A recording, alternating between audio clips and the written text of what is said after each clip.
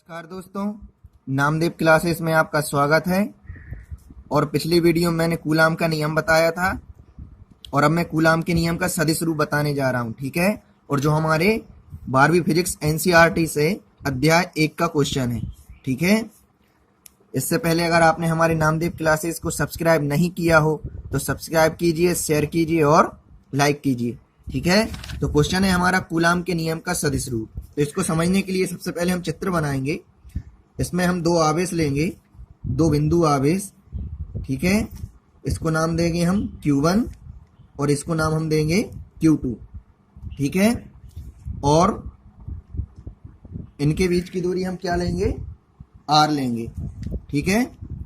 इनके बीच की दूरी क्या ले रहे हैं, R ले रहे हैं। अब क्या होगा, हम क्या करेंगे, अब देखना यहां पर Q1 के द्वारा हम Q2 पर बल लगाने जा रहे हैं। क्या कर रहे हैं, देखना दोनों एक जैसे हैं, मतलब ये भी प्लस का है और ये भी प्लस का है। तो जब दो सजातीय आवेश होते हैं, मतलब समान आवेश होते हैं, तो वो एक दूसरे पर कौन सा बल लगाते हैं, प्रतिकर्षण बल लगाते हैं, ठीक है।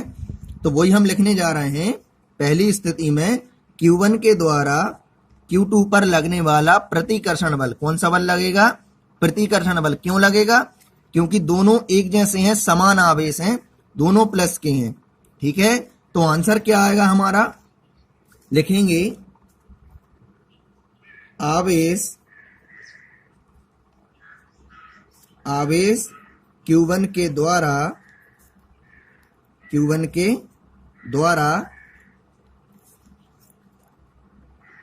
Q2 पर लगने वाला कौन सा बल लग रहा है, प्रतिकर्षण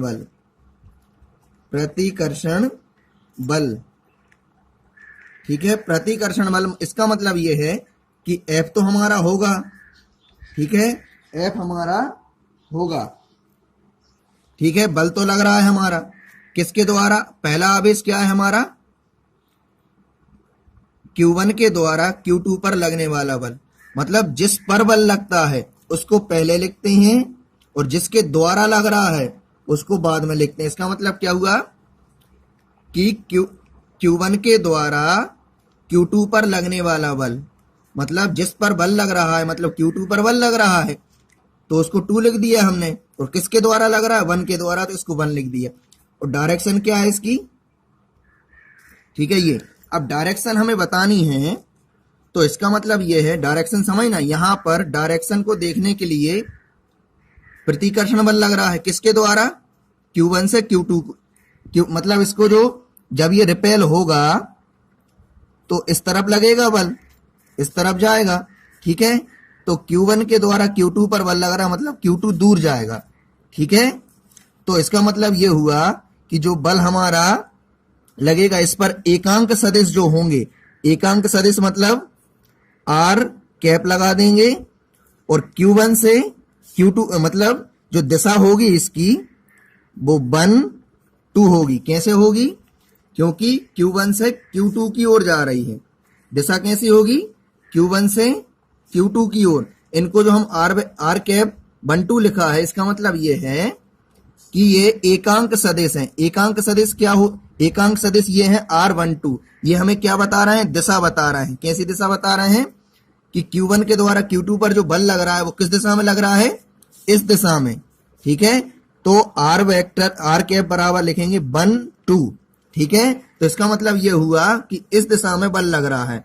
आप लोगों को कंफ्यूज बिल्कुल नहीं होना है, क्योंकि देखना आप देखेंगे कि यहां पर तो 1 2 लिखा है और यहां पर 2 1 लिखा है। तो ये बल की बात हो रही है कि बल कैसा लग रहा है, Q1 के द्वारा Q2 पर। तो इसको 2 वाले को पहले लिखेंगे और 1 वाले को बाद में, ठीक है। और ये जो R कैप 1 2 लिखा है ये दिशा बता रहा है, दिशा किस तरफ है, 1 से 2 की ओर है। तो ये इनको एकांक सदिश बोलते हैं, इकाई सदिश बोलते हैं। इसलिए आपको कंफ्यूज बिल्कुल नहीं होना है, इनको बिल्कुल अच्छे से लिखना है। जो बल लग रहा है वो 2 1 लग रहा है और एकांक सदिश जो दिशा बता रहा है, बल की दिशा बता रहा है, वो 1 2 है, ठीक है। इसमें बिल्कुल कंफ्यूज नहीं होना है।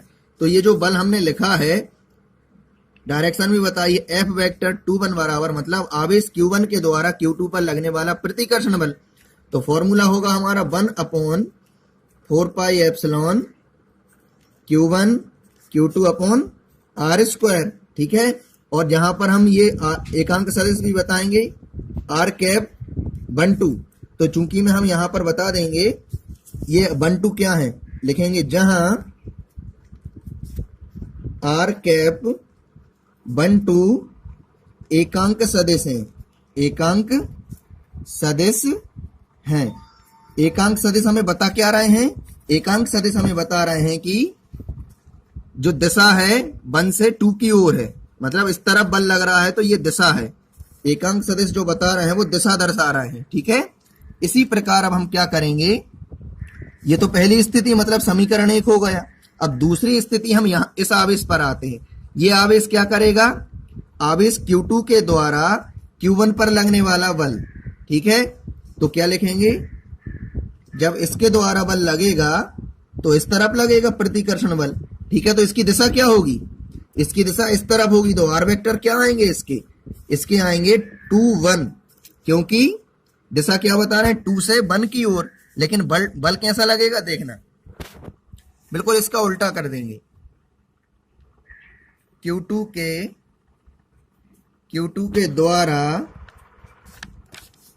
Q1 पर लगने वाला बल, तो देखना ये वेक्टर है। Q2 के द्वारा Q1 पर लगने वाला बल, जिस पर बल लगता है उसको पहले लिखते हैं, जिसके द्वारा लगता है उसको बाद में लिखते हैं। इसलिए 1 पर बल लग रहा है तो पहले 1, और जिसके द्वारा लग रहा है वो बाद में। इसका फॉर्मूला क्या होगा, 1/4πε Q1 Q2 upon R square. और यहां पर एकांक सदिश क्या होंगे, ये डायरेक्शन बता रहा है हमें कि जो R वेक्टर 1 से 2 की ओर लग रही, लिखेंगे जहां R वेक्टर 1 2 एकांक सदिश हैं। ठीक है, एकांक सदिश क्या है, सॉरी 2 1 होंगे, यहां पर क्या होंगे 2 1, यहां पर भी क्या होंगे 2 1, क्योंकि देखिए ऊपर यहां पर 2 से 1 की ओर जा रही है ना दिशा, 2 से 1 की ओर बल लग रहा है, इसलिए ये तो 1 2 होगा और ये पहले 2 आएगा उसके बाद 1 आएगा, यहां पर भी 2 1। ठीक है, एकांक सदिश हैं, एकांक सदिश हैं। ठीक है, अब इसका मतलब क्या हुआ कि जो एकांक सदिश हैं हमारे, जो 1 2 की दिशा लग रही है वो इस तरफ जा रहा है, इस तरफ लग रही है, और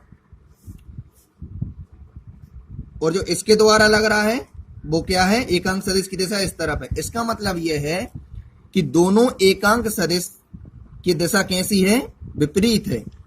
ठीक है, तो क्या लिखेंगे, अतः दोनों